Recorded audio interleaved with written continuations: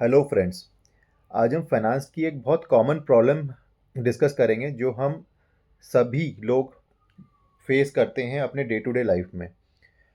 Problem ये है कि हमें अपने घर में या अपने रिलेटिव्स में किसी को पैसे ट्रांसफ़र करने हैं, पर हमें नहीं पता कि क्या वो हम कर सकते हैं, क्या वो नहीं कर सकते हैं, रूल क्या कहता है, तो हमें डर लगा रहता है। तो आज हम इसी के बारे में बात करते हैं कि रूल क्या कहता है ताकि ऐसे ट्रांज़ैक्शन करने में आपको घबराहट ना हो। So friends, I am a chartered accountant. मैं आपके सामने ये सीरीज़ लेके आया हूँ finance for common people. So I welcome you all. So friends, समझते हैं कि किसको पैसा ट्रांसफ़र कर सकते हैं। तो पैसे ट्रांसफ़र करने के दो तरीके होते हैं। एक कि आप पैसे ट्रांसफ़र कर रहे हैं वापस लेने के लिए। फॉर एग्जांपल, आप किसी को लोन दे रहे हैं और इंटेंशन है कि आप उससे पैसा वापस कर लेंगे। सो दैट मीन्स ये जो ट्रांसफ़र है, आप किसी को भी कर सकते हैं, अपने रिलेटिव में या नॉन रिलेटिव में, मीन्स अपने फ्रेंड्स को भी कर सकते हैं कि आपने पैसा दिया कुछ दिनों के लिए और उसने वापस आपको पैसा दे दिया। इसमें कोई रेस्ट्रिक्शन नहीं है, आप ऐसा कर सकते हैं। सेकेंड तरीका होता है कि आपको पैसा ट्रांसफ़र करना है, वापस लेना नहीं है। दैट मीन्स आप अपने रिलेटिव को, जैसे पापा को या अपने वाइफ के अकाउंट में ट्रांसफ़र करना है, इंटेंशन ये है कि आप वापस नहीं लेंगे। तो ऐसे केसेस में क्या रूल है वो आज हम देखते हैं। सो इनकम टैक्स कहता है कि आप अपने रिलेटिव्स को अगर पैसा ट्रांसफ़र कर रहे हैं, रिलेटिव्स मीन्स यहाँ पे ब्लड रिलेटिव्स की बात कर रहे हैं, ब्लड ब्लड रिलेशन होना चाहिए। अगर ब्लड रिलेशन में आप ट्रांसफ़र कर रहे हैं तो कोई इनकम टैक्स का रूल, इनकम टैक्स आपको नहीं लगेगा। दैट मीन्स आप अब आप समझेंगे कि रिलेशन मतलब क्या है, कौन कौन से ऐसे रिलेशन है जिसको आप पैसा ट्रांसफ़र करेंगे तो कोई दिक्कत नहीं है, कोई इशू नहीं है, आप फ्रीली ट्रांसफ़र कर सकते हैं। तो ऐसे 5 रिलेशन आते हैं जिसमें आप पैसा ट्रांसफ़र कर सकते हैं। सो फर्स्ट जो रिलेशन आता है वो है husband and wife.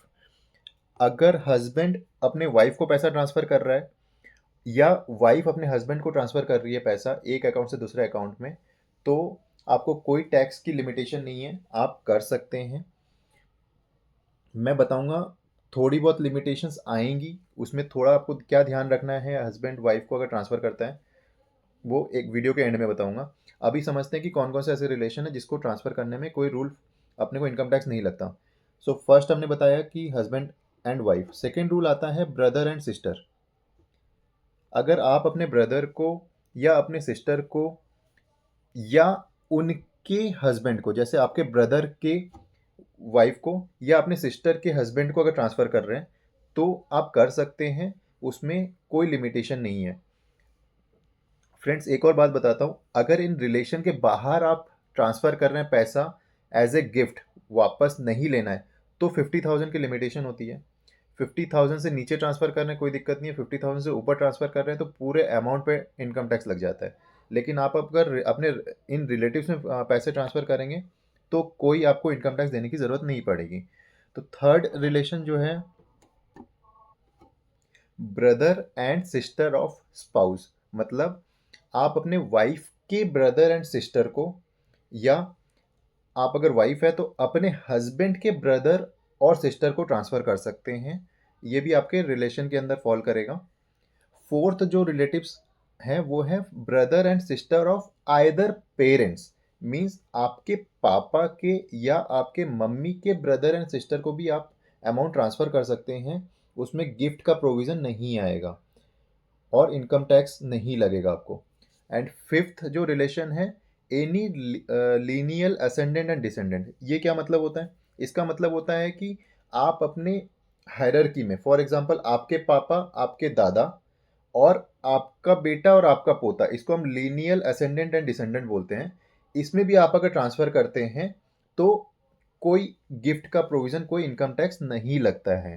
So that means हमने क्या समझा कि अगर आप अपने रिलेटिव्स को पैसा ट्रांसफ़र कर रहे हैं, वापस नहीं लेना है, means as a gift transfer कर रहे हैं, तो आप अपने रिलेटिव्स को कर सकते हैं। नॉन रिलेटिव्स को करेंगे तो उनको इनकम टैक्स लग जाएगा क्योंकि उनको गिफ्ट मिला है। रिलेटिव्स में करेंगे तो उनको इनकम टैक्स नहीं लगता है। अब समझते हैं कि इन रिलेटिव्स को पैसे ट्रांसफ़र करने में तो कोई इशू नहीं है, लेकिन जब आप पैसा ट्रांसफ़र कर दिए हैं, उन पैसों से कुछ अगर इनकम उनको होता है तो कुछ रेस्ट्रिक्शंस हैं कुछ ही लोगों में। दैट मीन्स उसको हम लोग बोलते हैं clubbing of income. That means अगर स्पाउस को, मीन्स हस्बैंड एंड वाइफ को आपने जो ट्रांसफ़र किया पैसा, उस पैसे में कुछ इनकम जनरेट होता है। फॉर एग्ज़ाम्पल मैं एक एग्ज़ाम्पल लेता हूँ, अगर हस्बैंड ने वाइफ को पैसा ट्रांसफ़र किया और वाइफ ने एफडी करी, और एफडी जो उससे जो इंटरेस्ट आएगा वो इंटरेस्ट पे हस्बैंड को टैक्स लग जाएगा। सो रेस्ट्रिक्शन ये है कि हस्बैंड एंड वाइफ में, एंड सेकेंड रेस्ट्रिक्शन है कि डॉटर इन लॉ मतलब अपने बहू को, इन दो रिलेटिव्स में जब पैसे ट्रांसफर करते हैं उससे इनकम जनरेट होता है, उस इनकम पे टैक्स आप ही खुद को लगेगा। अदरवाइज बाकी किसी भी रिलेटिव्स में अगर इनकम जनरेट हो रहा है तो ये प्रोविजन भी अप्लाई नहीं होता। सो फ्रेंड्स, यहाँ पे हम लोग ये समझ सकते हैं कि अ, जितने भी रिलेटिव्स है उसको पैसे ट्रांसफ़र करने में कोई दिक्कत नहीं है, लेकिन पैसे से जो इनकम जनरेट होगी उनको, उसमें सिर्फ हस्बैंड वाइफ एंड बहू, इन दो में थोड़ा सा रेस्ट्रिक्शन है। अदरवाइज इसके अलावा किसी को भी पैसे ट्रांसफ़र कर रहे हैं, उनको इनकम हो रहा है, उसमें कोई प्रॉब्लम आपको नहीं आएगी। दैट मीन्स अगर समराइज करें, अगर आपने पापा को ट्रांसफ़र किया है तो कोई रेस्ट्रिक्शन नहीं है, पापा को आप अमाउंट ट्रांसफर कर सकते हैं, वो उन पैसे को एंजॉय कर सकते हैं, उसमें जो भी इनकम है रही है वो अपने पास रख सकते हैं, कोई इनकम टैक्स का प्रोविजन नहीं है। आप अपने मदर को कर सकते हैं, अपने ब्रदर अपने सिस्टर को ट्रांसफर कर सकते हैं, उसमें कोई रेस्ट्रिक्शन नहीं है। अब समझते हैं कि अमाउंट बड़ी या अमाउंट छोटी होने में कोई प्रॉब्लम है क्या। अब सबसे बड़ी प्रॉब्लम क्या होती है, जब हमें बड़ा अमाउंट ट्रांसफर करना होता है, जैसे कि 10 लाख या 20 लाख अमाउंट या 50 लाख ट्रांसफर करना है इन रिलेटिव्स में, तो क्या प्रॉब्लम है क्या। फ्रेंड्स, कोई प्रॉब्लम नहीं है। अगर आपके पास अपने अकाउंट में पैसे हैं तो आप कितनी भी बड़ी अमाउंट हो, आप अपने इन रिलेटिव्स को ट्रांसफ़र कर सकते हैं, आपको कोई प्रॉब्लम नहीं आएगी। ऐसा नहीं है कि 20 लाख के नीचे करेंगे तो प्रॉब्लम नहीं आएगी, 20 लाख के ऊपर करेंगे तो प्रॉब्लम, ऐसा कुछ भी नहीं है। वो आपका खुद का पैसा होना चाहिए, आपका अर्नड पैसा होना चाहिए, बस इतना ही है। आपका अगर वाइट का पैसा है, आप किसी भी, कितना भी बड़ा अमाउंट है, आप किसी भी रिलेटिव्स को ट्रांसफ़र कर सकते हैं, आपको प्रॉब्लम कभी भी नहीं आएगी। सो फ्रेंड्स, अब शायद आई होप कि आपको ये समझ में आया होगा। आपको कभी अब ट्रांसफ़र करना है किसी को पैसा, तो आपको पता है कि किसको कर सकते हैं, किसको नहीं कर सकते हैं। सो आई होप आपको हेल्प मिली होगी मेरे इस वीडियो से। आपको अगर हेल्प मिली है तो प्लीज़ कमेंट करके बताइए, और अगर आपको लगता है कि कुछ क्वेरी है मैं नहीं बता पाया वीडियो में, तो मैं कमेंट के थ्रू आपकी सॉल्व करने की ट्राई करूँगा आपके प्रॉब्लम की। Okay friends, bye bye.